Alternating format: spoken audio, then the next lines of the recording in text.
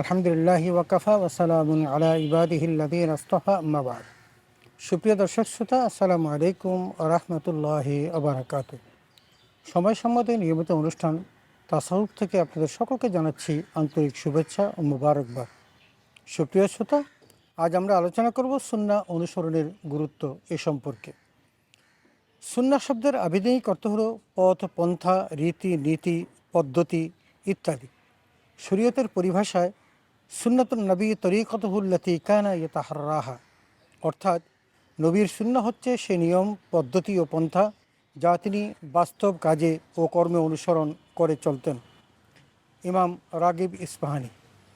আল্লামা আব্দুল আজিজ আনহারাফির মতে লফজুসুন্না শামিনুল লিকাউলি রসুল ও ফায়রিহি সাল্লাল্লাহু আলাইহি ওয়াসাল্লাম, অর্থাৎ সুন্নাহ শব্দ দ্বারা নবীজির কথা ও কাজকে বোঝায়। ইমাম আলাউদ্দিন আব্দুল আজিজ, কাশফুল আসরার, পৃষ্ঠা 520। বস্তুত সুন্নাহ হলো সেই মূল আদর্শ যা আল্লাহ তাআলা বিশ্ব মানবের জন্য নাজিল করেছেন, যা নবীজি নিজে তা বাস্তব জীবনে দ্বীনি দায়িত্ব পালনের ক্ষেত্রে অনুসরণ করেছেন। আর তিনি যা অনুসরণ করেছেন তা সকলই আল্লাহর পক্ষ থেকে প্রাপ্ত ওহী। কোরআন কারিমে নবীজির শানে আল্লাহ তাআলা ইরশাদ করেছেন, ইন আত্তাবিউ ইল্লা মা ইউহা ইলাই, অর্থাৎ আমি শুধু তারই অনুসরণ করি যা আমার প্রতি ওহী করা হয়। সূরা আহকাফ আয়াত 9।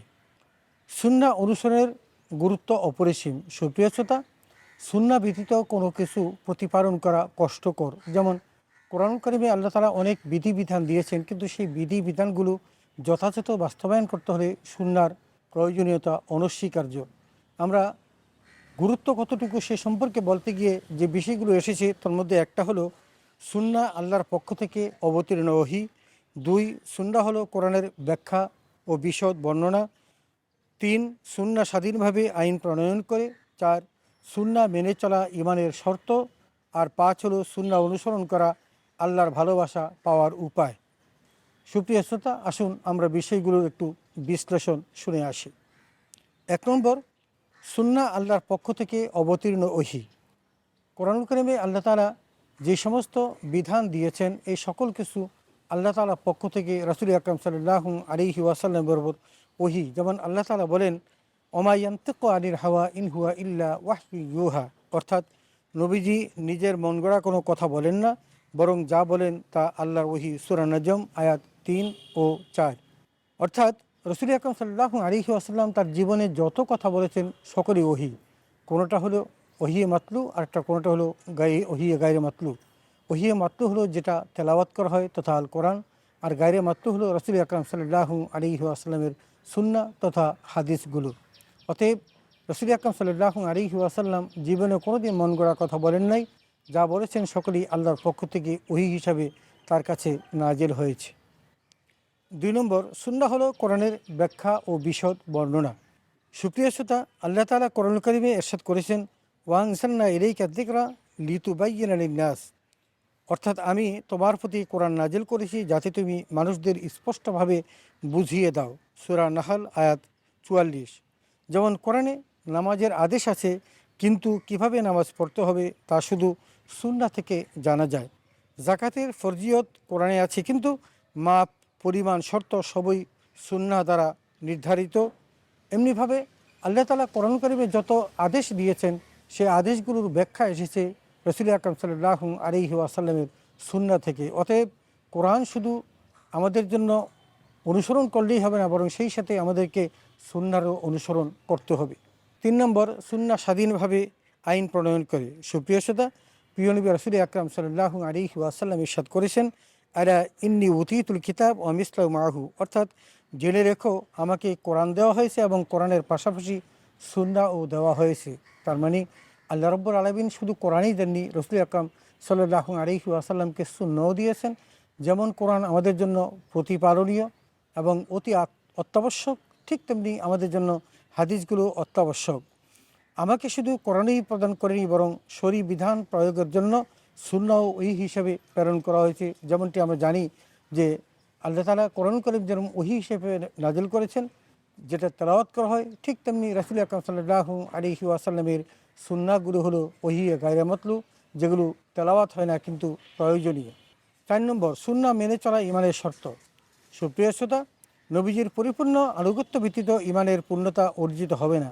যেমনটি আল্লাহ তাআলা কোরআন কারীমে ইরশাদ করেছেন, ফালা ওয়ারাব্বিকা লা ইউমিনুনা হাত্তা ইউহাক্কিমুকা ফীমা শাজারা বাইনাহুম, অর্থাৎ তোমার রবের কসম, তারা মুমিন হবে না যতক্ষণ না তাদের মধ্যে সৃষ্ট বিবাদের ব্যাপারে তোমাকে বিচারক নির্ধারণ করে। সূরা নিসা আয়াত 65। এই আয়াত দ্বারা স্পষ্ট যে রাসূল আকরাম সাল্লাল্লাহু আলাইহি ওয়াসাল্লাম যা কিছু বলেছেন সেটাই হলো আমাদের মীমাংসার সর্বশেষ জায়গা।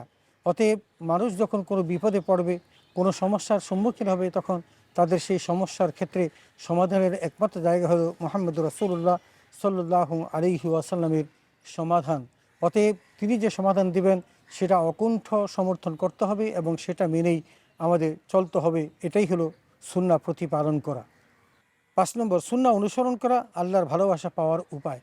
সুপ্রিয় শ্রোতা, পবিত্র কোরআন কারীমে আল্লাহ তাআলা ইরশাদ করেছেন, কুল ইন কুনতুম তুহিব্বুনাল্লাহা ফাত্তাবিউনি ইউহিব্বুকুমুল্লাহ, অর্থাৎ বলুন, যদি তোমরা আল্লাহকে ভালোবাসো তাহলে আমার আনুগত্য করো, তাহলে আল্লাহ তোমাদের ভালোবাসবেন। সূরা আলে ইমরান আয়াত 31। সুতরাং সুন্নাহকে অস্বীকার করার কোনো উপায় নেই। তাছাড়া সুন্নাহকে অস্বীকার করা মানে খোদ কোরআনকেই অস্বীকার করা। নবী করিম সাল্লাল্লাহু আলাইহি ওয়াসাল্লামের আনুগত্যের আদেশ এসেছে। আল্লাহ তাআলা বলেছেন, মা আতাকুমুর রাসূলু ফাখুযুহু ওয়া মা নাহাকুম আনহু ফান্তাহু, অর্থাৎ রাসূল তোমাদের যা দেন তা গ্রহণ করো, আর যা থেকে নিষেধ করেন তা থেকে বিরত থাকো। সূরা হাশর আয়াত 7। সুতরাং সুন্নাহ অনুসরণ করা কোরআনের নির্দেশ। তাছাড়া সুন্নাহ ছাড়া ইসলামের মূল ইবাদতগুলো অকার্যকর। যেমন নামাজ পড়া ফরজ, কিন্তু রুকু সিজদা কিভাবে করতে হবে, কতটা করতে হবে, এই সকল কিছু আমরা এই হাদিস থেকেই জানতে পারি। যাকাত প্রদান করা ফরজ, কিন্তু নিসাব কী পরিমাণ হবে। হজ করা ফরজ, কিন্তু হজের আহকাম আরকাম কী হবে, দণ্ডবিধি, দেনা পাওনা, এই সব কিছুই জানতে হলে কোরআন থেকে জানা সম্ভব নয়, জানতে হয় সুন্নাহ থেকে। অতএব কোরআন জানা যেমন অপরিহার্য, তেমনি সুন্নাহের অনুসরণও অপরিহার্য। তাই তো হযরত ইমাম শাফিঈ রাহিমাহুল্লাহ বলেছেন, যে হাদিস গ্রহণ করলো সে দলিল গ্রহণ করলো, আর যে হাদিস অস্বীকার করলো সে কোরআন অস্বীকার করলো। সুপ্রিয় শ্রোতা, সুন্নাহ অনুসরণের গুরুত্ব আমরা এই সম্পর্কে আলোচনায় শুনলাম। সুপ্রিয় শ্রোতা, আমরা কোরআন কারীমে যে সকল আদেশ নিষেধগুলো পেয়ে থাকি, এই সকল কিছু বিশদ বাস্তবায়নের জন্য আল্লাহ তাআলা সুন্নাহ পাঠিয়েছেন এবং সেখানেই বিস্তারিত এসেছে।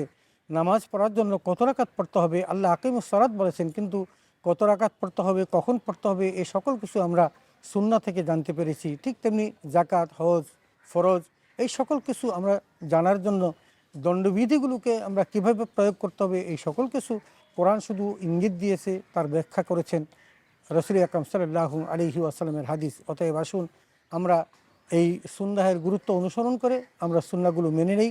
যেমন কোরআনকে আমরা মানব, ঠিক তেমনি সুন্নাহকেও মানব। সুন্নাহকে বাদ দিয়ে কোরআন অনুসরণ করা মুমিনের পক্ষে কোনোভাবেই সম্ভব নয়। আল্লাহ তাআলা আমাদের সকলকে বিষয়টি বুঝার এবং তদনুযায়ী আমল করার তৌফিকে দান করুন। আমিন। ওয়া আখির দাওয়ানা আলহামদুলিল্লাহি রাব্বিল আলামিন। আসসালামু আলাইকুম ওয়া রাহমাতুল্লাহি ওয়া বারাকাতুহু।